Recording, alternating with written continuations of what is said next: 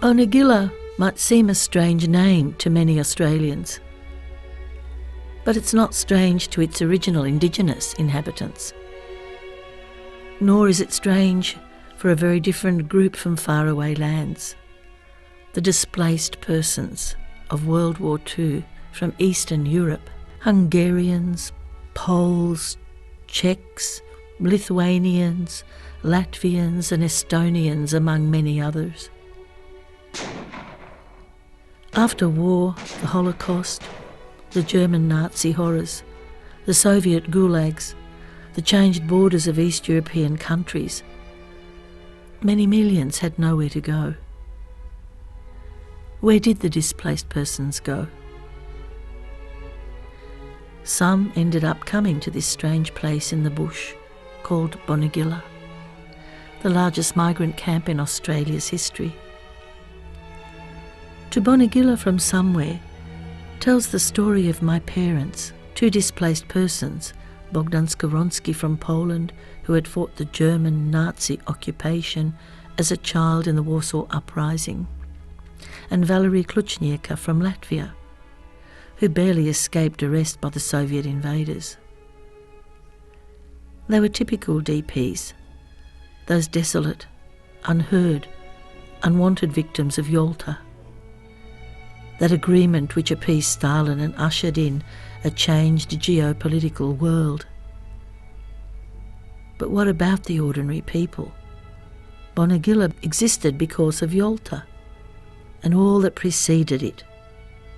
We can see its effects on those who came to this camp, like Bogdan and Valery.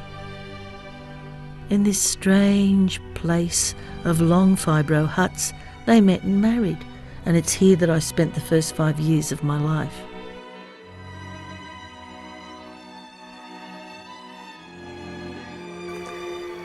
It was a world on its own. It was a kind of Eden for me when I remember it, a strange melange of European manners, eucalypts and possums. It was a kind of strange Eden because it was filled with muted sadness, but it was also a place of hope. Bonegilla was a place of beginnings, midpoints and endings.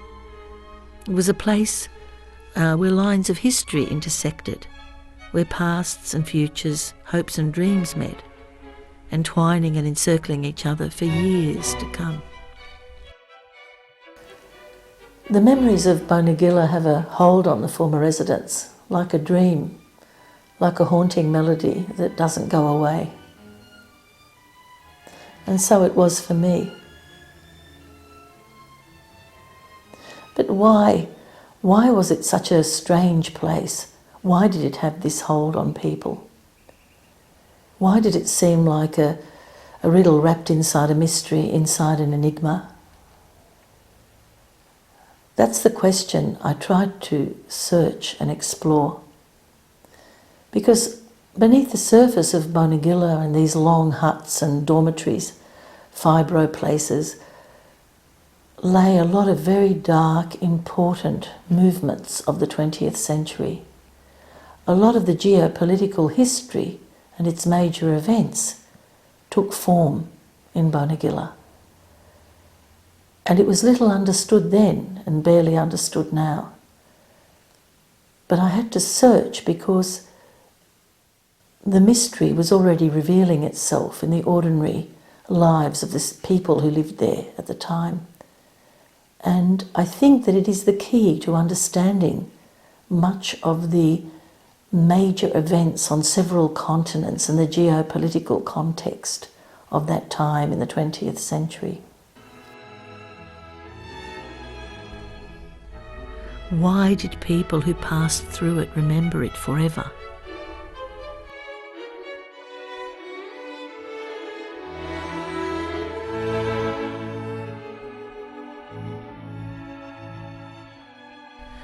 To Bonegilla from somewhere looks inside this mystery and inside the lives of some people who came from somewhere and from somewhere to Bonegilla.